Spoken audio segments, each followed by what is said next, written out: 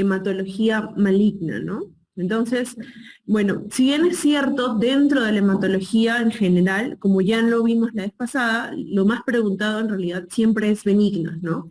Sin embargo, ha habido un cambio en el transcurso de estos 2, 3 años, en los cuales de todos los niveles, tanto ENAN, preinternado y residentado, han comenzado a colocar ya más preguntas acerca de neoplasias hematológicas malignas, ¿no? Y está bien porque en realidad, pues, es necesario reconocerlas, ¿no? Seamos la especialidad que tomemos, es necesario reconocerlas rápidamente para que nos la puedan derivar, ¿no? Muy bien. Entonces, ok. Entonces, recordemos, quiero ir primero a la primera parte de las diapositivas que hablamos la vez pasada para que podamos ponernos en contexto. Dentro como les expliqué, de la diferenciación, la parte embriológica en hematología, les dije que este cuadro, si bien es cierto, es un poco pesado visualmente, en realidad nos va a ayudar bastante en entender las patologías, ¿no? Entonces, recordemos brevemente que primero hay una célula madre hematopoyética multipotencial y que ésta se va a diferenciar en una línea mieloide y en una línea linfoide. ¿Ok? Entonces la línea mieloide va a darnos finalmente, que es lo que yo deseo que ustedes recuerden, plaquetas, nos va a dar glóbulos rojos o eritrocitos, nos va a dar todas las células que tienen gránulos, entre ellos está el basófilo, neutrófilo, eosinófilo, ¿ok? Y también nos va a dar el monocito que cuando ya migra pues a un tejido ya se va a convertir en macrófago, ¿no? Asimismo, y no menos importante, el mastocito también está dentro de la serie mieloide.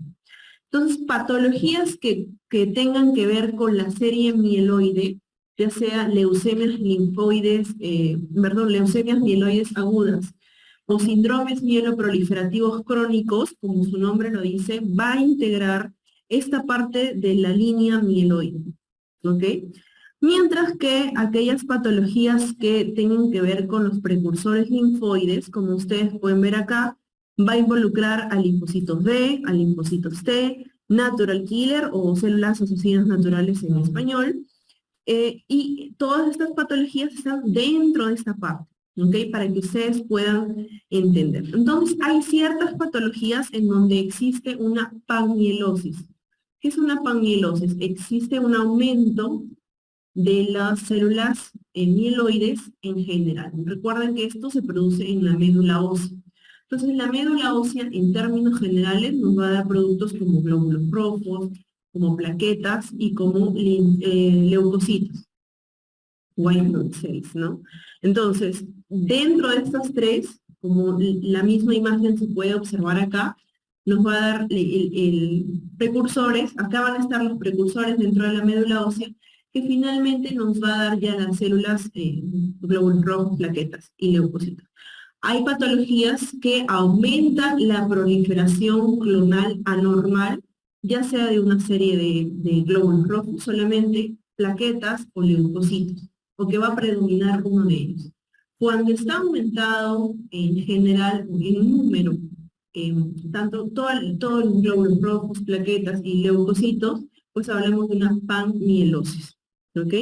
Entonces, con ello, quería recordarles, porque a partir de ahí nos va a ayudar mucho en poder hacer la división, ¿no? Entonces vamos a ver primero neoplasias mieloproliferativas crónicas, que anteriormente la verdad más me enfocaba en poder conversarles sobre eh, trombocitosis o policitemia vera, pero ya estoy observando de que están incrementando las preguntas. Entonces, para ponernos en contexto, quiero que recuerden esto.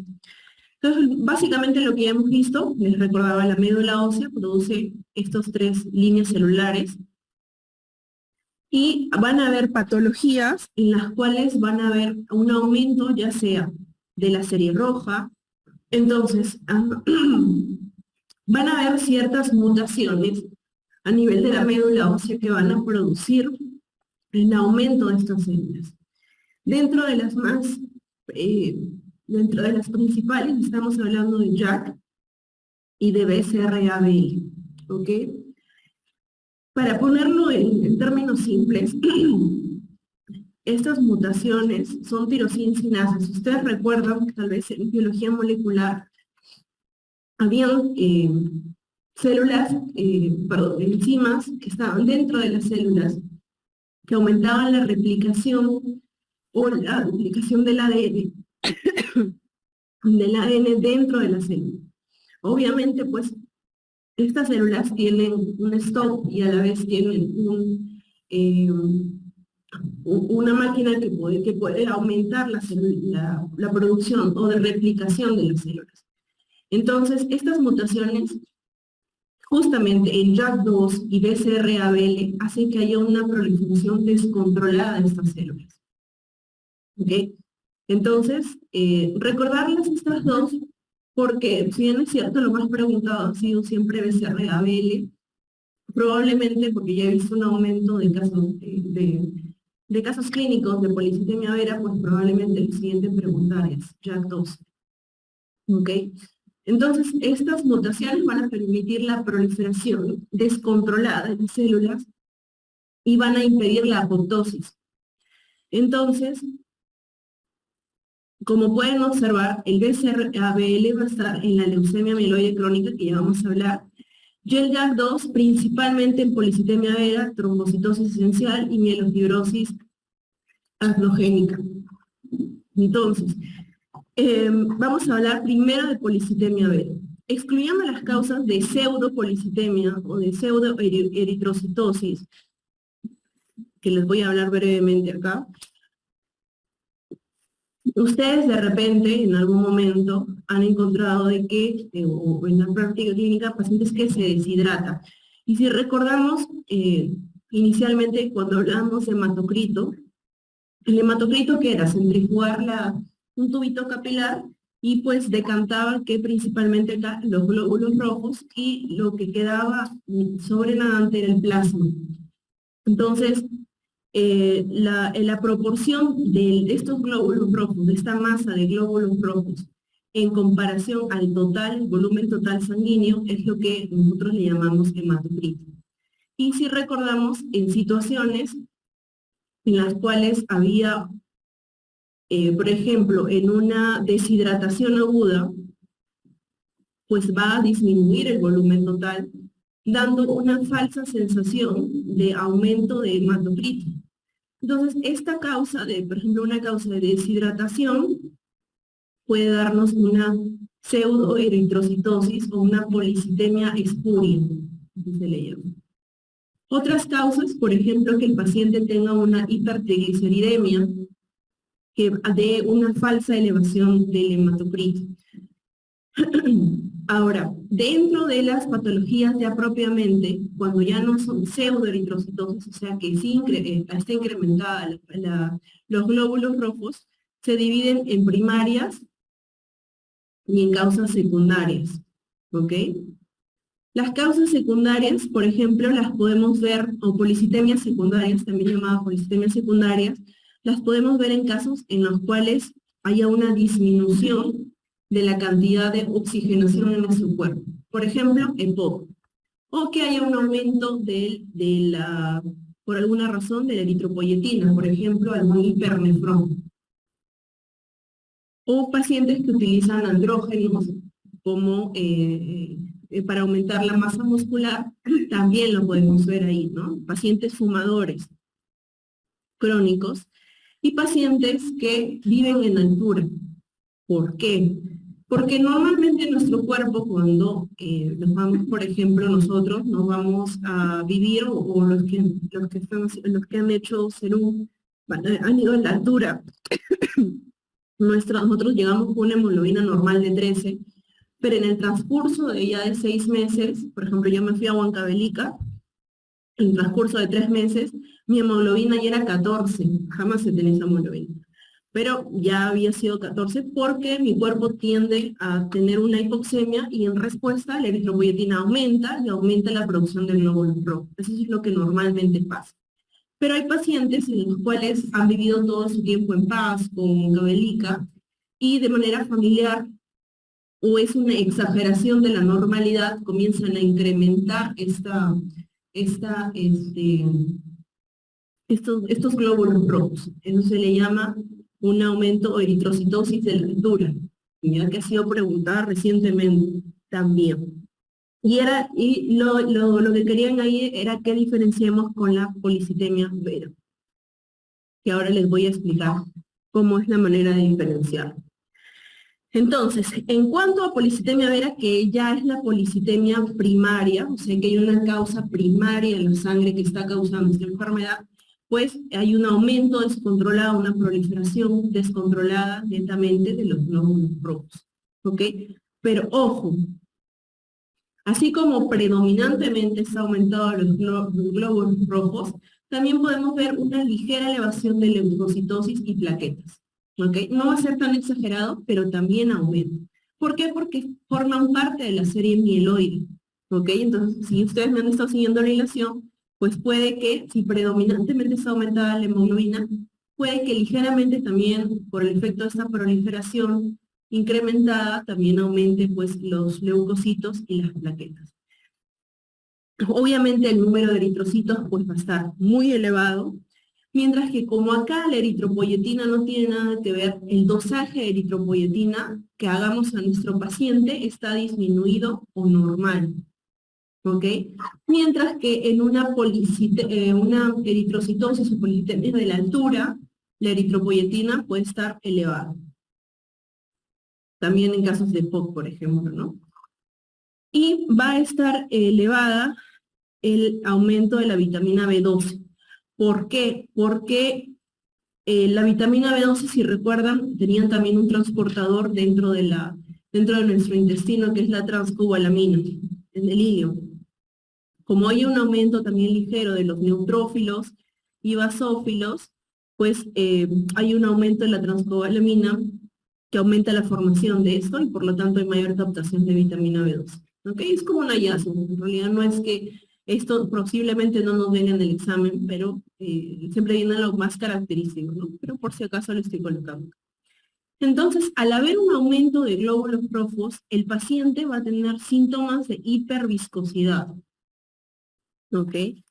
Síntomas de hiperviscosidad. Es decir, puede tener cefalea, puede tener dolor a nivel de las distal, porque van a haber tantos glóbulos rojos que van a disminuir el flujo sanguíneo a nivel distal, tanto en manos como en piernas, generando un dolor característico que se llama eritromelalgia. Asimismo, ustedes observan a ese paciente y van a encontrar que tiene un ligero aumento de la coloración en los cachetitos, ¿no? Y van a tener prurito. Es un prurito característico, que es un prurito al bañarse. ¿Ok? Recuerden esto porque sí es característico. Y hay otra enfermedad que vamos a ver más adelante que también presenta prurito, pero con el consumo de alcohol. ¿Ya? Entonces, recordar eso. Entonces, típicamente lo que les van a poner en los casos clínicos es un paciente de edad media, de 50, 60 años, con hemoglobina mayor a 16.5 si es mujer o de 18.5 si es varón. ¿Ok? Y si hablamos del sinónimo o la forma de tomarlo mediante el hematocrito, estamos hablando de un hematocrito de 48 en mujeres y de 52 en varones. Entonces, en pacientes que tengan este tipo de características, ustedes tienen que alzar la alarma si es que les ponen esto en el examen, porque esto no es normal, ¿no? Esto es un aumento, una variación de la normalidad. Ahora, en cuanto al tratamiento, si el paciente tiene muchos glóbulos rojos, una forma de ayudarlo son con sangrías. ¿Qué es una sangría? Una sangría es como tú donas sangre y te quitan un paquete globular, pero esta es la forma terapéutica, ¿no? Para disminuir la cantidad de glóbulos rojos. Como hay hiperviscosidad, también le damos aspirina y un medicamento que se llama hidroxicarbamida para poder disminuir el número de estas de estas células, ¿no? Interinamente y mantenerlo a la raya. Ahora, en cuanto al pronóstico, la causa más frecuente de muertes en estos tipos de pacientes, la causa más frecuente de muerte es la trombosis, porque como les decía, hay un aumento de la hiperviscosidad, una éstasis sanguínea, y por lo tanto va a haber un aumento de la proporción de la trombosis, ¿no? Entonces es muy común ver estos pacientes que tienen trombosis venosas profundas, e inclusive nos puede poner también en el caso clínico si es que quieren ser muy exquisitos, ¿no? Un paciente de 50, 60 años con cefalea, eritromelalgias, rubicundez facial y que a la vez ha tenido una trombosis. No se me vayan a quedar dormidos porque si no contagia el sueño de los demás. Eso que es un poquito pesado, pero estoy tratando de hacerlo lo más simple. Muy bien. Ahora, si es que al examen físico probablemente lo que les digan es de que vamos a tener una esplenomegalia. Una esplenomegalia. Asimismo, una hepatomegalia y la mutación acá característica es el JAK2, ¿no? El JAK2, B6, 17F, pero probablemente en el examen solamente le vengan como JAK2. Entonces, en el cuadrito de la mano derecha de acá de las diapositivas, está la manera de diferenciar las diferentes tipos de neoplasias mieloproliferativos crónicas, para que tengan ustedes una idea al terminar las diapositivas de acá. Ahora, otra de las neoplasias es la neoplasia o la trombocitosis esencial. Entonces, acá, ¿qué es lo que va a predominar? Las plaquetas, ¿no? Casi siempre vemos pacientes, bueno, casi siempre es en 1.000.000, pero ya debemos sospecharlo si es que el paciente ya está por encima de 450.000. Ojo que hay trombocitosis reactivas, por ejemplo, trombocitosis secundarias a anemia ferropénica, que me parece que también les mencioné. Entonces, no asustarse, no asustar al paciente, no mandarle al consultorio como muchas veces llega, asustados pensando que tienen una trombocitosis esencial, ¿no? Entonces, dentro del estudio diferencial hay que descartar que no tengan ferropenia esos pacientes. Obviamente, pues si ese paciente viene con una trombosis y más de 1.000.000 de plaquetas, pues ya está clarísimo el diagnóstico, ¿no? Entonces, el concepto es una proliferación anómala de plaquetitas. Ahora, en la clínica, ¿qué es lo que normalmente pasa? Son pacientes aproximadamente también de una edad media de 45 años que van a tener asociados antecedentes de trombosis o inclusive sangrado. Ojo, porque acá normalmente pensamos que cuanto más plaquetas tengamos, pues probablemente lo que vamos a hacer es trombosis, pero no, en realidad puede ser que también tengamos las características del sangrado, ¿ok? Entonces,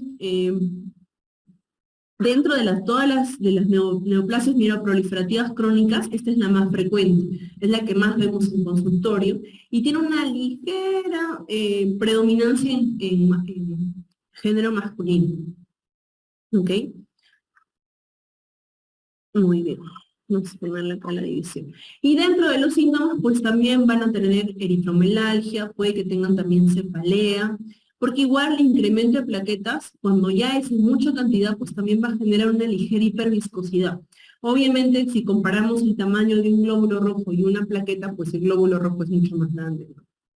Entonces, acá también puede tener una hiperviscosidad, característicamente la eritromelalgia, que es el dolor urente a nivel de miembros inferiores. Y también puede tener esplenomegalia, pero más frecuente es que lo tenga la policitemia vera. Ahora, el tratamiento fácil es con aspirinas y con el medicamento que mencioné anteriormente, que es hidroxiúrico. ¿Ok? Todas las neoplasias mieloproliferativas crónicas van a tener una tendencia a tener o poder pasar a una fase aguda, es decir, una leucemia aguda. ¿Ok? Entonces siempre hay que conversarle la probabilidad de esto a los pacientes. Y ahora está la leucemia mieloide crónica. Perdón.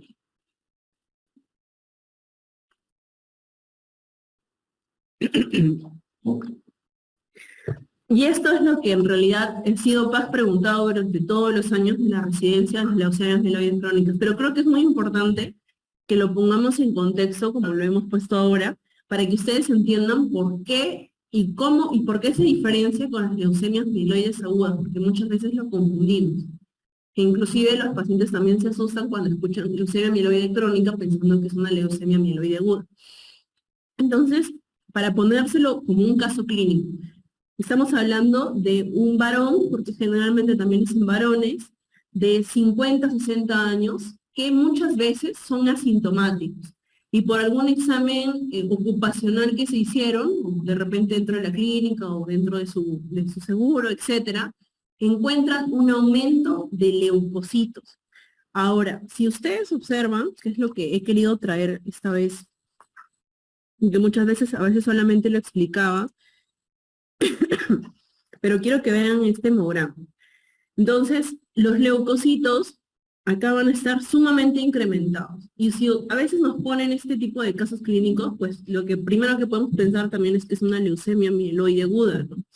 Sin embargo, si ustedes ven ya el diferencial de estos leucocitos, estamos hablando de que la gran proporción de los leucocitos está en neutrófilos, o sea, casi un 50% de todos sus leucocitos son neutrófilos. Vemos también blastos que no deberíamos ver, que son células súper inmaduras. Vemos monocitos y eosinófilos. En cambio, los linfocitos, ojo acá porque esto es muy importante, los linfocitos están en una proporción adecuada. Ligeramente elevados, pero están pues no tan elevados como la comparación con los neutrófilos. Y esto es importante que ustedes lo tengan en claro porque es el típico caso clínico que les puede venir. Probablemente con 80.000, con 30.000, con 50.000, 70.000 leucocitos. Y si observan, puede que el paciente tenga o anemia o un ligero aumento de la hemoglobina, porque también forma parte de la serie mieloide, y que también encontremos las plaquetas un poquito elevadas. Ahora, me dirán, doctora, pero si también las plaquetas están elevadas, ¿por qué no es una trombocitosis esencial? Entonces ahí toma mucha importancia los estudios que le hagamos complementar. Entonces, en pacientes que ya pues la tenemos cantada y que tienen blastos, que tienen aumento de neutrófilos, o eosinófilos o basófilos, nosotros le hacemos el estudio de BCR-ABL, que en realidad es una translocación, como ustedes pueden observar aquí en este cromosoma 9 y el cromosoma 22, es una translocación del cromosoma 9-22 y que va a generar un cromosoma cuya finalidad es crear un gen anómalo, que es el cromosoma Filadelfia. Entonces, este gen, su función va a ser un aumento en las tirosinquinases para aumentar la proliferación. ¿Pero proliferación de qué? Proliferación a expensas de los leucocitos, ¿ok? De neutrófilos, de basófilos, de eosinófilos. Entonces, nosotros al verlo, ya tanto en el aspirado como en la médula, vamos a observar, en el fondo nosotros podemos acá ver glóbulos rojos, pero esta es una barbaridad, una leucocitosis, un aumento de leucocitos de manera anómala, ¿no? Puede suceder en algunas infecciones, pero si tenemos algunos otros datos clínicos, pues vamos a sospechar de una leucemia mieloide crónica.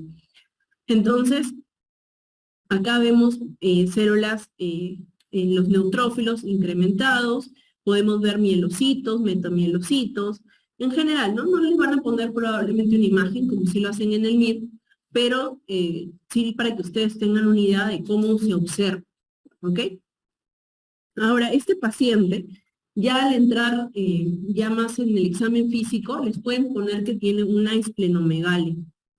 Entonces, si comparamos la esplenomegalia de la leucemia mieloide crónica y de la policitemia vera, la que va a ganar acá es la leucemia mieloide crónica y luego la policitemia vera en cuanto al tamaño del vaso, ¿ya? Porque luego le gana la mielofibrosis, que es mucho más grande. Entonces, a estos pacientes, casi la mayoría de ellos la vamos a encontrar en la parte asintomática. Sin embargo, muchos de ellos se van a encontrar en la fase crónica, fase acelerada, que ya acá van aumentando los blastos, que son las células precursoras de los leucocitos.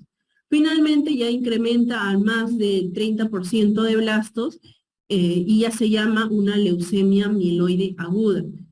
Casi siempre migran a ser una leucemia mieloide aguda. Pueden también migrar a una leucemia linfocítica aguda, pero la gran mayoría es leucemia mieloide aguda. ¿Ok? Entonces, para eso nosotros le tomamos el aspirado de médula ósea, vemos en el microscopio y contamos cuántos blastos van a tener estos pacientes, cuántos eosinófilos, cuántos monocitos, cuántos basófilos. Pero en términos generales, lo que les van a poner o es la mutación o un caso clínico de un paciente que tenga estas características. ¿Ok? Entonces, para eso me parece muy importante este hemograma que les he traído. Ahora, en cuanto al tratamiento, esta patología hematológica, esta neoplasia, fue una de las primeras en tener un tratamiento específico con gran respuesta. Se llama imatinib y es un inhibidor de la tirosina quinasa. ¿Ok? Entonces, como les había dicho, hay un aumento incrementado de la tirosina quinasa por esta mutación del cromosoma Filadelfia, y este imatinib lo que hace es bloquear esa tirosina quinasa y el paciente comienza casi inmediatamente a disminuir el tamaño del vaso, a disminuir progresivamente el número de leucocitos, etc. ¿Ok? Eso es para que ustedes lo recuerden.